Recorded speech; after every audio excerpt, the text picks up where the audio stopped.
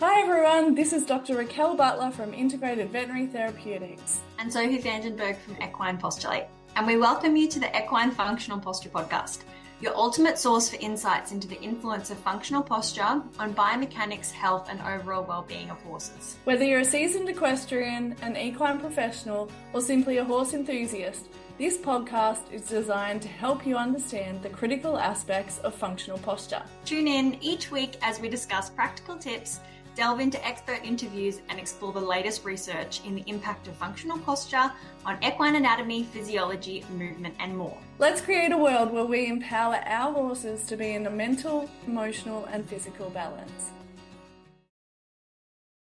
In this episode, we want to discuss starting the young horse. There are many strong opinions on this. Don't ride until they're 6, or we need to start them young for a certain reason, i.e. they've got 2-year-old racing to do, or futurity, or, if we start them younger, then their bones develop better. There's so many opinions, and there's also scientific evidence in relation to bone growth. But regardless, it's too much load that creates the inflammation, and that's what prevents growth plates from completing their growth and closing. And so we have to understand, well, what is too much load? And we really need to consider the individual horse in that. So we want to bridge the gap in this episode between doing nothing and doing everything, doing all the things. So we're talking about appropriate conditioning, posture, and training the core before riding to gradually and appropriate load the bones and the growth plates. So on this topic of when to do what and what is how much, we would ask, what if the horse does reach 6, which is when we talk about, all the growth plates are supposed to have closed right up through the spine. But this horse isn't strong, coordinated, balanced, or conditioned at all. So basically, they're not really ready to be loaded regardless of their skeletal maturity. And we want to say that during the growing years, their movement patterns can be shaped and improved. And we have timelines of growth and development of the horse where they're growing as an actual body. And we have timelines of postural and strength development. And we would like to combine these appropriately on parallel timelines while we treat horses as individuals, so that we have horses that are ready for us to get on. Because if we're deciding that the starting process begins at 6, we believe that there's a number of things that should come before that mean that the horse is going to be ready for us to get on. Yeah, and I remember years ago, Dr. Kerry Ridgway, who's no longer with us, he talked about his horses that he started riding at 6. And we're not saying, don't start riding your horse till 6. Please get that clear. It's just an age that we're kind of referring to. But what he had done before that age was he'd done multiple years of conditioning and postural training. And I can't remember at what age that started exactly, but I think it was quite young, like maybe 2. He started doing things like that with them. And when he got on them, they felt balanced. They felt able to support him.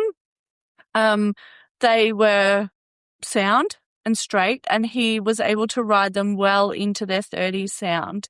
I think that that's where we can easily let horses down, because just not riding a horse to a certain age does not mean that they have not done stupid shit to themselves in the paddock. Like, I have Ellie, she's 6.5 now. She's not properly started. I've sat on her.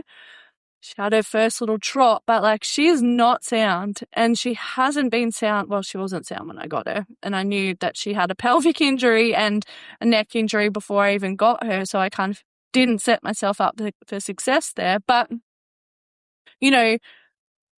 she, from a physical perspective, the times when I have sat on her, I can feel how her body is actually responding to my load, and I can feel for how long that she can support me, and at what point her back starts to drop and she starts to fatigue. And that's what we need to be much more aware of. We need to recognize that it's not just riding that creates problems for horses, that they do have injuries that happen in other situations, whether they're human related or not human related, and that we need to look at their body and be better at assessing their suitability for load. And that's what we're going to discuss throughout the rest of this podcast. So, Sophie, just wanted to reiterate. So we had a part 1 of this podcast where we talk specifically about growth plates. Do you just want to reiterate some of those important kind of closing times? Yeah. So, the growth plate closing pattern happens from the bottom of the horse. So it happens in the feet first and it goes up towards the spine and the pelvis. And so if you think about some important areas that we talked about, stifles, hocks, scapulars, pelvic area, spine and skull. So if you just think about your knees, their growth plates are not closing before 1.5 to 2.5. When it comes to the stifle, you've got growth plate closure in the bones around the stifle between 2 and 3.5. Above this, your scapula and your pelvis, 3.5 to 4 years. So that's well beyond or well into the years where horses are being started commonly. For your hocks, you're looking at 4 years. And in the spine and in the skull, you've got up to 6 or more years before those growth plates are closing. So these are, all areas that are under strain. They're under load all the time anyway, and under the level of load of the horse just walking around and doing things and existing, they are growing the bones and they're under load. And we want to talk about what happens when we load, overload, and continue training. So the big question, do we have to wait until the horse's growth plates are fully closed to start them? Yeah, this is the $1 million question. And, I've had this discussion with so many people because when I teach for equinology, when I've done my assessment courses, this is a topic that we always discuss, when should we be riding horses? And, I think that we need to recognize that bones respond to loading, and that there have been studies done to show positive influences of bones loaded when horses are at a young age, and that those bones have been shown to be stronger. Joints don't love a lot of load though, which underneath the joint, not far from the joint is where the growth plate sits. And so the bone underneath the cartilage within the joint, the subchondral bone, it's weaker when the horses are younger, and so it's more susceptible to compression and OCD type lesions. But that can happen, I've seen OCD lesions in much older horses. So subchondral bone is relating to the circulation that it's getting.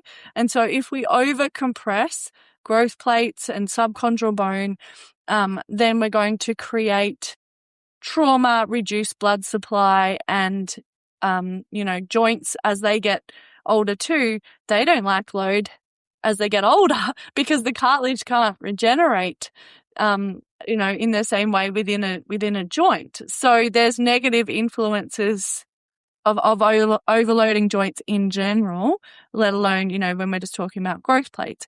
But when we think about the fact that bone responds to loading, then the way that bone is loaded is going to set up the way that bone develops. So if we can be more mindful in loading that bone in a way that we want it to develop, then we're actually going to create stronger bone. The problem is too, when we have horses in paddocks, say one foal or there's one foal and an older horse in the paddock, or there's some sedentary, it's a pretty sedentary herd, or it's a small paddock and the foal is just kept in a small paddock. For good bone stimulation, you want horses to be able to have a regular run around once a week or so, so that they're stimulating their bones to actually have some remodeling and growth.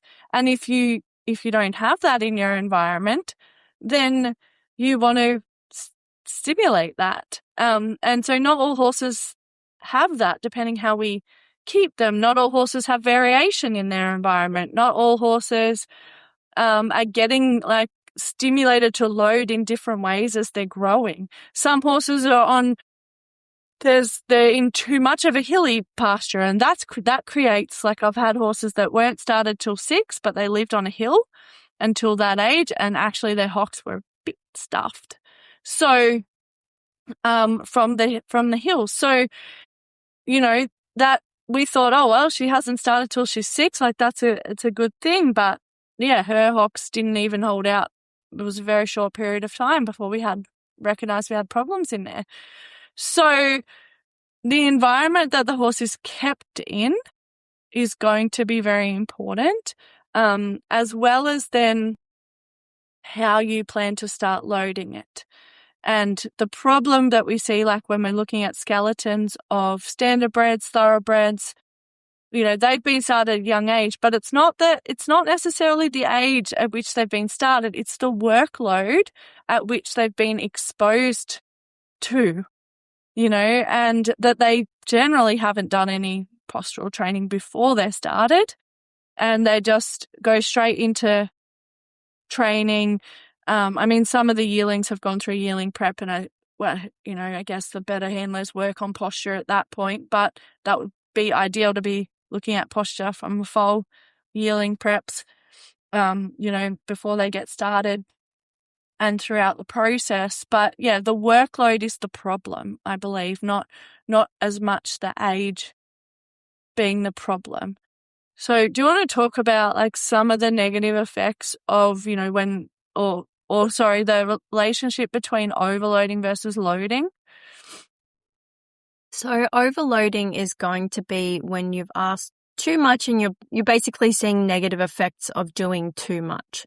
And like you were just saying, we act like time, we often work like, we think that timeline is our framework for deciding when we should or shouldn't do something, but we think that posture, balance, and stability should be our framework of check for seeing whether or not riding is appropriate. So we're talking about separating the concept of, starting them under saddle and bringing them into a workload, as aside from training. And we're saying that you can be creative, because sometimes it feels as though when you bring a horse into being started, that means they go to the breaker, they get ridden for the first time. That's when they're introduced to a girth, they're introduced to a saddle, they get ridden out, they learn to trail ride. And I've seen it myself. I've seen it in examples of horses that are being given, long trail rides and arena sessions, because they're trying to instill all of these cues and aids, and they're also trying to build a bit of fitness, and they're also trying to expose the horses to a number of things and increase their focus time and increase their exposure time. And that's a lot. And that is an example of overloading, but something like thinking creatively. Okay, I have a 4-year-old horse at home and she hasn't been ridden yet, but I'm going to begin introducing things. So I might introduce her to going for short trail rides. I might introduce some proprioceptive work. I might be doing balance, joint stability work. And so we want to be creative so that when you think about your timelines, the horse is developing and growing, and at the same time we are noticing, okay, here is how your body works. I want to improve these foundational concepts of balance, stability, joint stability, and postural adjustability. And also emotional work, because this is a really big thing for young that's horses. like a whole separate conversation. That's a whole separate conversation. So the emotional aspect of it is, I think that has a kind of, you've got to consider that kind of separately to the physical aspect of it, because some horses might be physically very capable and ready, and emotionally they're not ready, and vice versa. They might be emotionally looking, although I don't tend to see it that go that way as often when they're emotionally ready and physically not, because I find there's much more of a link with the physical and emotional. So if they're physically struggling, it generally will reduce their emotional ability to regulate. But you can definitely have horses who are physically ready and just not quite there emotionally yet. So yeah, that's kind of a separate consideration to looking at the physical body and how the physical body can handle it. Definitely. And it's worth thinking about the fact that bringing your horse in and getting them used to aids, to tack, to environments, you're allowed to separate that from bringing them into work. You know, these two things they're not tied to one another. They're not exclusive. So you can say, okay, I want to bring my horses in and I want to bring in training in terms of exposure and all these things and building our mental. And I do believe that mental stimulation for young horses is very, very important as well. So these things can all be separated out and kind of recombined. As if, you know, if you imagine a bar graph where you think about mental stimulation, a little bit of physical loading, you can adjust all of these different things to the level that accommodates the horse in front of you. So we basically want to do things to load and train, but we don't want to overload. So as you said, horses in domestic settings largely don't get as much movement as they could benefit from, honestly. And we want to put as many good inputs and stimulus into the body to pattern good movement. I personally see lots of foals where I think, God, if somebody was intentional with you for the next 4 years, you know, you probably would have a leg that doesn't twist in 4 years. But without that, you're probably going to look nearly identical to what you do now. So, you know, we're trying to bring in good inputs and stimulus to their body. And as you said, these horses do all these movements and more in the paddock, but they can make adjustments in their own body and they don't have to accommodate our balance. And so we really need to bridge the gap between that point and them doing those things and when we want them to do them with us on their back. So just talking about, you know, when you think there's going to be a lot of ways that you can bring in valuable exercises for them. So I'm just going to go over like a few checks that we want to aim for before you would decide to get on and load a horse to ride them. So we want to say, do they have a balanced posture? Are their cannon bones vertical? So if you look at their limb and their limb alignment, do they load vertically? Or does it always look like if you just look at the cannon bone, if you look at it and it always is on an angle, whether or not they're standing still tied up or they're out grazing, then this isn't a balanced limb alignment. Then you want to be able to say, are they able to use their core? Can they comfortably do a belly lift and also hold one? You know, if you can't hold a belly lift for 5 seconds, your horse does not have the ability to engage in self-carriage. Then you want to ask, is the top line developed and supportive? Have I been observing my horse's back and has it got to a point where it has, you know, strength and adjustability and they can lift their thoracic sling and they can hold it? You want to be able to ask, is my horse stable? Can you ask them to pick up a limb and they organize themselves in a balanced way and pick up the limb easily? And if you push them, do they stumble or do they stabilize? All of these things count to your horse having the ability to be ridden. Another check that you want to be able to do is, do they have good leg awareness? Are they able to navigate obstacles? So leg awareness might be, if you ask them to step over a pole, are they doing this mindfully? If you ask them to take a backward step, are they controlled and balanced in the way that they do it? Another check is, can they stay on a straight line? You know, as you said, a lot of horses cannot just be in a straight line, even being led or being on the lunge line. So, you know, these are all things that we're aiming for before we ride. And that comes back to the foundational concept of, we are not trying to ride based on a timeline. We're trying to ride based on a set of frameworks that we believe the horse should be able to do before we get on them. Yeah, so would you what would have a point of reference there? Yeah. What are some valuable exercises then for the young horse and unridden horse as we aim for these better ways of Yeah, I going? mean, there's so much that you can do to set your horse up to be prepared for the loading, and then being able to do those checks that you just talked about to see, all right, well, how are they going to go with this? So some valuable things that you can do, like working with obstacles and proprioceptive exercise. So setting up variable and changing pole patterns that they're walking, especially walking through. That they can do straight lines. I think it's so easy to keep horses on a circle. And I did an article for Hoofbeats recently on lunging. And, it's actually hard to work a horse on a straight line. Like it does take, you have to move a fair bit.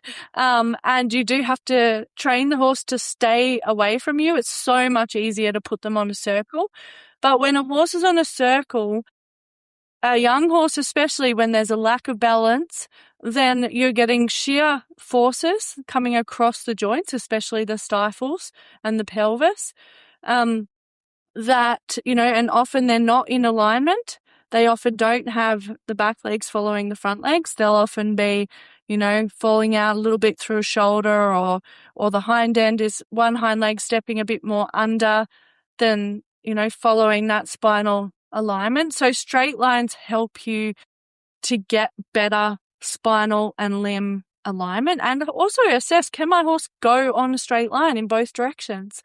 Can they hold a line? If I come around the corner and I decide to turn or do a straight line, like my horses can do a straight line for probably 40, 50, 60 meters. As far as, I can walk, or as long as the arena is. I can go the length of the arena, straight line, not on them, on the long line. Also, their ability to do transition. So are the transitions balanced? Especially, walk, trot, trot, walk. Are they balanced? Are they controlled? Do, they hold a good posture? Or are they abrupt? Do they throw their head up? Do they stumble up or down? Also, you can utilize different surfaces. So like, working the horse on varied surfaces, not always working on sand, not always working on a hard surface. So creating variation in the surfaces is really good, valuable exercise for building stability, balance, postural awareness. And another really valuable one to build up core strength and stability is the equiband. So as the owner, you can have acclimatize them to the saddle, a girth, and utilizing the equiband. So you can actually prepare them. If you have to send your horse off to be started, you can make sure that they're going in the best possible way. So you'd want to be working them for a minimum of 3 months to establish and potentially longer, depending on the horse, to establish, probably 3 to 6 months in reality, to establish, a good solid foundation, so that when you load them, they've got the best chance of being able to hold. And what you're able to create with all of these like valuable exercises is you can create long, slow distance. And what long, slow distance is 40 to 60 minutes, 3 times a week-ish, where they're walk, trotting or cantering, and it's building those good type 1 muscle fibers. Is setting the horse up for their future. And what they recommend is 12 months of long, slow distance before you add in things like, jumping and, I'd say before you go and do 2 dressage tests in a day, like before you're asking for the horse to have a higher level of load. And so that long, slow distance, you can do a lot of that unridden. You're creating good quality muscles to support the horse once it comes into work. You're building up the body and supporting the bone. You can do that out on a trail. I mean, a great thing is if your horse can lead off another horse.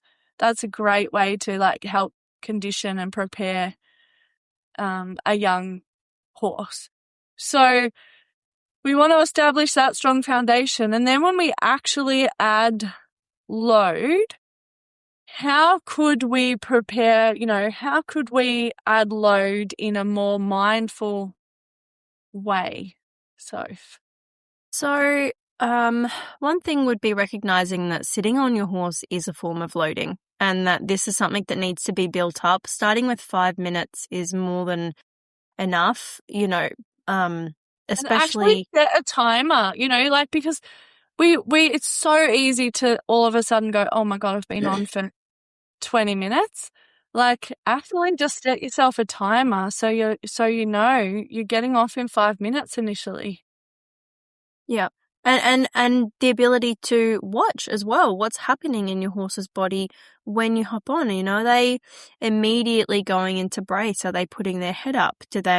Can you see them just going, oh, I actually have just lost my balance a little bit. This is extra for me to think about. And it's worth understanding that static balance can also improve simply from exposure. So if you hop on, you don't have to go anywhere, but your horse simply experiencing and balancing with having you on their back is part of a neuromuscular pattern development. So that in itself, if you were to hop on for 5 minutes a number of times and not go anywhere, you would already be in a much better position when you hop on and say, we need to stride out, like we want to start walking and going places. So being able to see what happens to my horse's body when I loaded it. And if I did that for 4 to 5 days without really overly, increasing what I'm asking of them as we do this exercise. And we see this all the time in the functional posture course. The first time you do something, you don't get a crazy response, but you do it 5 times and you didn't realize that you got a little centimeter of progress every single time. And by the 5th day or within 1 week, you've had quite a large change in their ability to adapt and balance. So just being able to read your horse's body and see what does happen in the short term if we don't over increase what we're doing. Another thing is recognizing the signs of fatigue. So being able to see, do they get a bit swishy? Do they get cranky if you're doing too much? Or do they start to, lose their balance? Do they say, oh, actually, I'd rather stop and I'd rather you hopped off? So just looking at these early signs of my horse is beginning to fatigue. As if you're doing a little bit more, you start to introduce trot work or you're starting to introduce, a little bit of canter. This is also either on the lunge or when you're sitting on them. See, like, are you beginning to brace and hold a frame? Do I have to continually ask you to keep going and say, okay, if we're reaching this point, this is a good place to stop because you're probably falling out of your best posture. And then we're actually just building strength in a dysfunctional or at least not your best posture.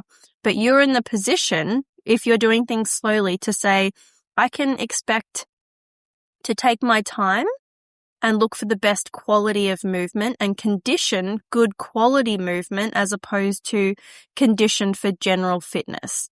So looking at the signs of fatigue and the signs of fatigue in association with best posture, not just overall, can you keep moving forward? Yeah, not also like emotional, like that. There's that aspect as well. Like obviously when the horse is emotionally fatigued, but and there's the balance of improving that ability to handle it emotionally as well. But the other thing I would say too is like look at or feel when you hop on. So I've only not like semi-started one horse. Like it's very basic, but what my shock was when I first sat on her was how she was like, whoa, how do I deal with this load? And then also when she first walked, how wobbly she was and how also I could feel after, and I didn't have a timer on, but after like period of time, I felt her body and her back change. And so this is where you need to increase your level of awareness to notice these things. And so, I felt her back start to drop down, or I felt her become a little bit more wobbly again, like she went a bit better, but then she got wobbly again, or she started to stop. And you could say, oh, well, like that's a behavioral thing. But with Ellie, every behavior has a reason. And she was stopping because she's like, I can't carry you anymore. Now, I'm not a heavy person. So, I'm like 60 kilos. You compare me to a lot of breakers who can be 100 kilos.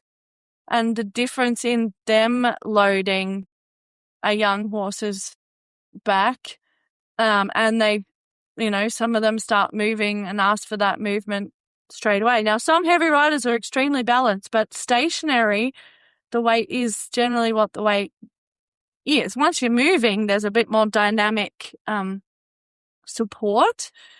So, and then look at the horse's back when you take the saddle, when you get off.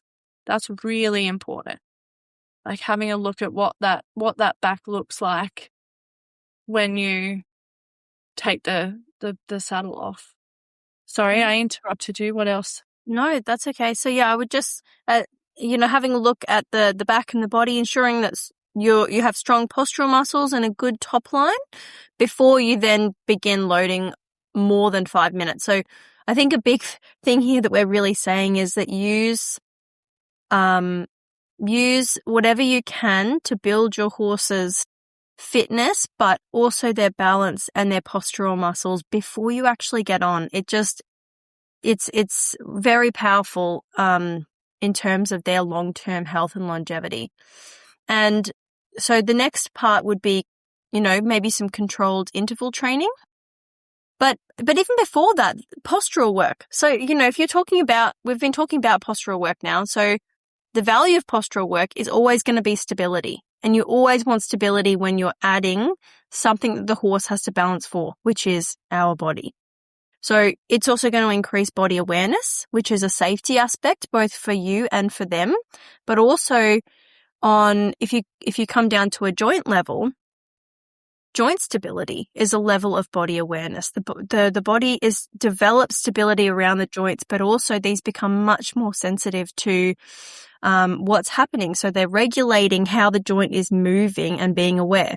This decreases soreness because the body isn't working incorrectly to brace and stabilize the joints. And this podcast is really about how do we bring in loading. And our part 1 was very deeply about growth plates.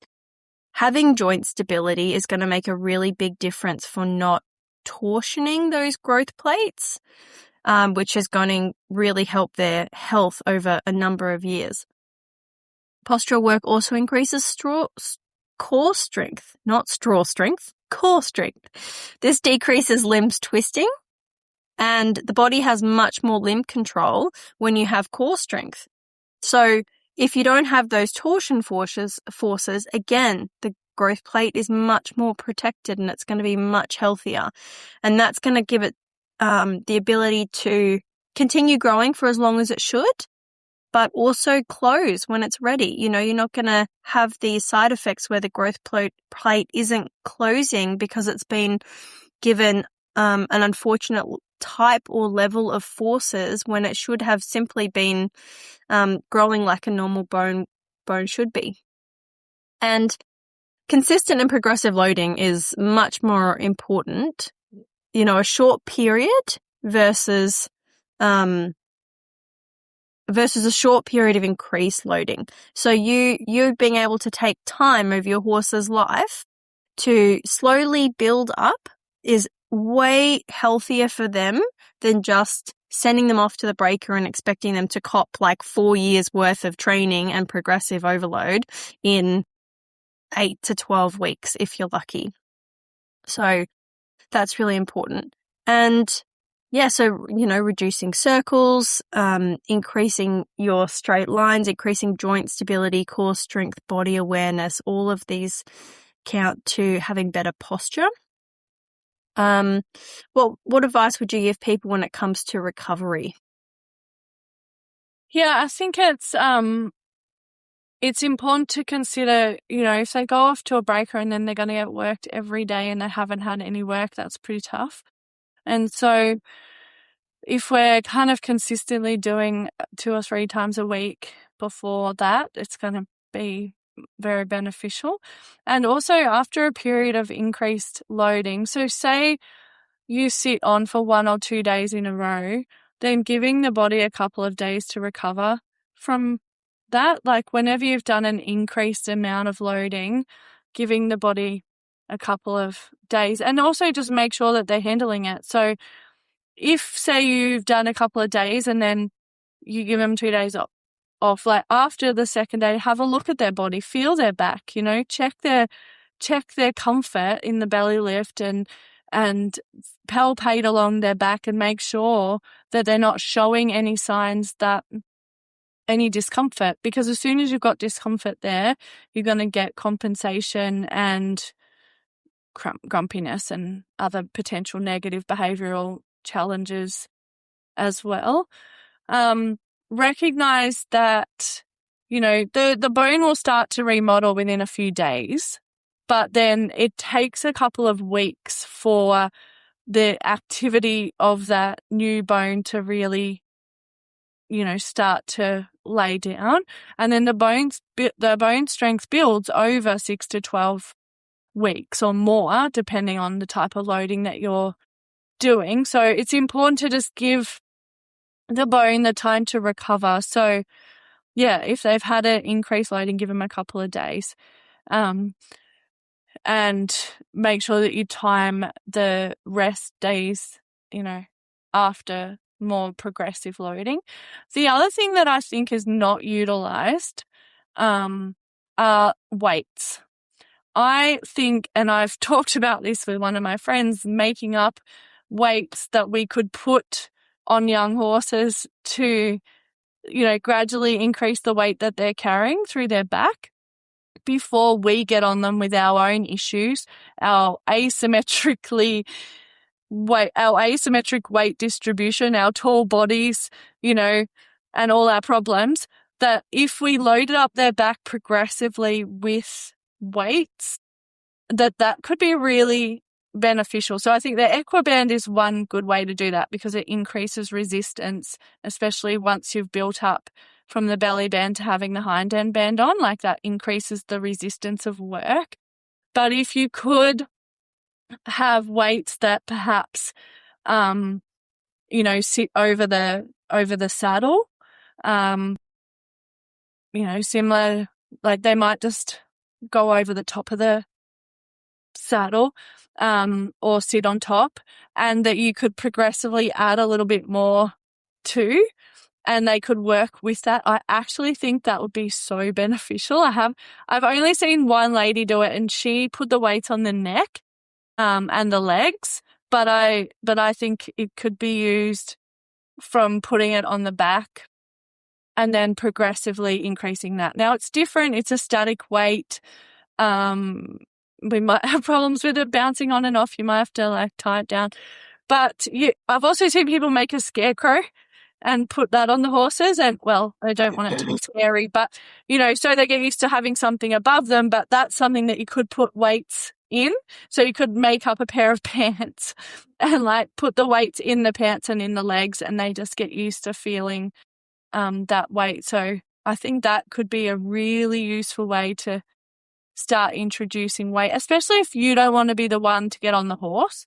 Like you're not confident in riding the horse and you want to send it away to a breaker, then you could potentially do this yourself to prepare them for taking the weight, of whoever's going to do the starting process for you. So, yeah, what are some of the management things that people need to, not that they need to do, but that will just help, young horses as they're responding to growth and loading and throughout that process, and just improve the process for them? My first thought is always going to be body work. So throughout different stages of growth, at the beginning of work, before and after changes in training, this allows for somebody to help you monitor your horse and how they're adjusting. Seeing a horse once, making observation and notes, coming back 5 weeks later, you'll see sometimes more profound differences than if you're seeing the horse every day or monitoring different things. And also, they're professionals for a reason, body workers. It's a different level of expertise assessing the tissue and the structural motion of the horse. So These are great things to have in terms of, one, helping the body to adjust to a different load of training, and having somebody assess your horse's flexibility standing and their motion, their belly lift, having a look through and seeing what the tissue feels like and how it's responding to your training. So body work, really good. Hoof trimming, I see more of a necessity, and I'd say max 5 weeks ideally in trimming. I really do believe that if you have some kind of issue going on in the body, that a 5-week maintenance cycle can maintain things or kind of stop them from getting worse, but often that cycle duration needs to be shorter, or the owner needs to be supporting, or you need to be directed about postural work to see positive changes in hoof form and related postural tension. So less than 5 weeks, but I think max 5 weeks is as a trimming schedule. So, if you've got young horses and you're kind of like, oh, they're not doing much, so we won't maintain them, I think that is the wrong direction to take, because you're asking an animal who's going to support you for the next 20, or you or somebody for the next 20 years of their life, during their developing stage, to be mildly unbalanced. I think you're just putting yourself on the back foot there. So, and another one's always going to be saddle fit. The saddle is just the point of contact between you and the horse. It influences them greatly. The position of the girth, the saddle pad you're using, the saddle that you're using, it is always worth it to get a saddle fit. I mean, if you're going to be riding a horse, it needs a saddle fit anyway. I really think that the first saddle that goes on them should be fitted for them if you're looking for the best result. And I know some people have said, well, I didn't have the right saddle, so I've just been sitting on them bareback. That's okay for the in-between, but by the time you really get to riding them, if you've put all of this work in for a beautiful top line and a really functional horse with the ability to lift, the investment of saddle fit is really going to be worthwhile. Definitely short sessions of controlled loading in your management, because of all the things that we've just spoken about, not overloading the horse, but loading the horse. Paddock exercises, a horse and a herd with acres to move in is totally different from, stables, small paddocks, 1 to 2 horses, or being paddocked with one older horse. I actually have a few people who I see, and they've got because they're in a domestic setting, it's not a commercial setting. They might be at an adjustment center, and they have one older horse that they're retiring and a younger horse they're bringing through, because most people don't have, hundreds of horses running around in paddocks. So you've got 2 horses that aren't at the same stage and they need different things, and they're paddocked together. So just saying, like, what does my horse need, and is a situation well fitted to them at the moment? Feeding postures is for all horses of all ages, from very foals to the oldest of horses, but also creating variation in the environment. So stimulating environments, things to step over, surfaces, not just to challenge the muscles, but the nervous system through the proprioceptive inputs are very valuable. And of course, the equine functional posture course is always the ultimate resource to be able to, both see postural function, but to be able to make a difference. There are tools and skills that you can implement, one that you don't have to do yourself. They're paddock tools, they're environmental tools that you set up, and they just keep doing the work. So you are benefiting from those when you do enter a training session. But we've laughed about the fact that, people say, oh, there's a cookie cutter method. I don't want to give my horse a cookie cutter method. I want to treat them like an individual. But we think that you just need a bigger and better cookie cutter that your horse fits within, because you can have a streamlined approach to assessing the horse, deciding what they need, and then using the tools that you have from a selection of tools to influence them positively. So, definitely the EFP courses it's just a resource that will give you everything you need to know about seeing the horse, making the evaluation, and it's not just for ridden horses. This development of the young horse sets you up so that your ridden experience looks different to somebody else who let their horse run around for 5 years and then they've brought them in and tried to jump on them in a weekend. So what would you say about exercises to avoid with your young horse? Yeah, I think it's really important from the growth plate perspective to be aware of what you're asking them to do. So, depending on the age of your horse and then the developmental posture that they've come through and their strength and the stability and all those things that we've talked about, you want to avoid working when you notice that your horse is having a noticeable growth spurt. So you want to allow them to have time to adjust in that. You might get some body work in that time and just give them a bit of time off. Also, you don't want to work them, every day. So 3 times a week is quite sufficient to get changes in the body. So you don't have to do things every single day, like make it achievable as well. And also, we don't want to mentally bore them. So you want to have some of that variation. So avoid doing the same things as much as you can. Jumping needs to be carefully considered when you add that into a horse's work regime. So they really need to have done a good 12 months of long, slow distance work, building up their foundations before you add jumping. So you might do a little bit of gymnastics jumping, like 5 minutes here, 5 minutes there, a little bit of jumping where you're not on them.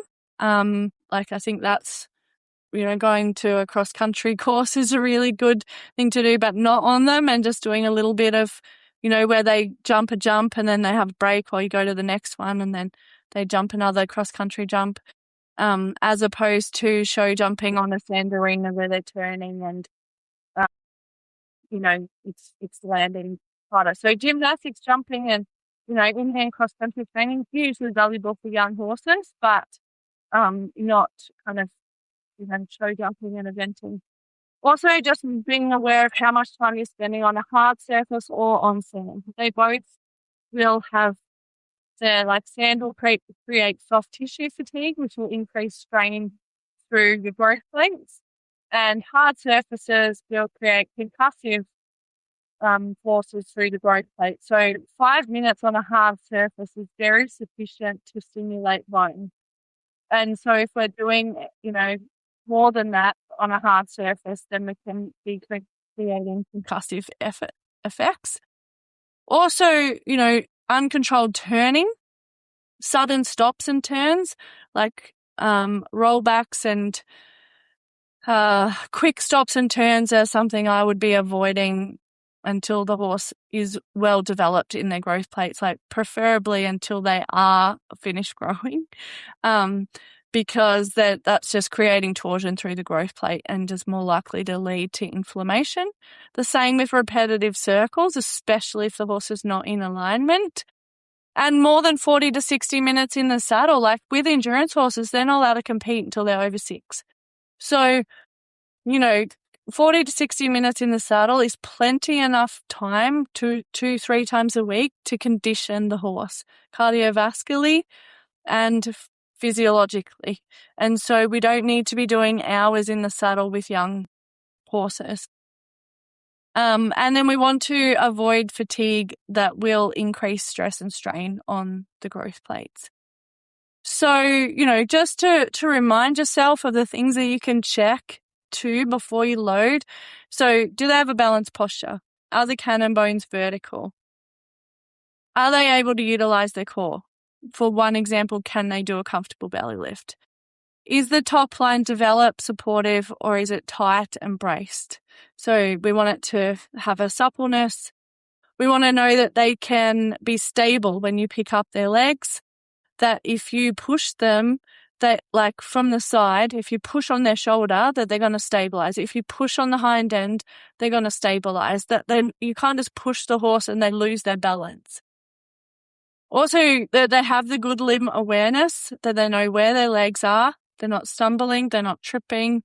They can stay on a straight line easily. So that's just reiterating some of those checks that you can do before loading and before your progressive loading. And yeah, so Soph, what are some of your takeaways? The overall takeaway is to look at the individual. So we do want to be working on movement patterns, posture and balance, and recognizing at the same time twisting and landing are high strain activities. So we want to look after our bones and our growth plates. And if we're increasing joint stability, core strength and balance, then you're building a horse that's going to be ready for you to hop on when you get to that point. And so, yeah, we're just balancing the development of the horse's body and their mind and getting them to a point where they're ready for us to ride. And yeah, starting with less and progress in a controlled manner. I think things take a much longer time than we would sometimes like them to, or even that we think would be reasonable. And 2 to 3 times a week is all that's really required. Yeah, and it will pay off dividends, in the longevity of your horse. Like, I know it's hard having a young horse and you have aspirations, but if you want them to be healthy and sound into their 30s, then the more mindful work that we do while they're young and growing, and obviously there's a lot of things we can't avoid, like paddock accidents and things, but the more mindful we are in that young horse stage, then the better we'll have in terms of long-term performance and soundness as they age. So thank you for joining myself, Dr. Raquel Butler and Sophie Vandenberg in today's podcast. Enjoy your horse time. Please subscribe to the Equine Functional Posture podcast so you don't miss our weekly episodes, and give us a 5-star rating so we can share more valuable insights. Reach out with any listener requests for topics that you'd like to hear us talk about. And if you're a business aligned with our mission, reach out to become a sponsor of the podcast. And we'll see you in the next exciting episode.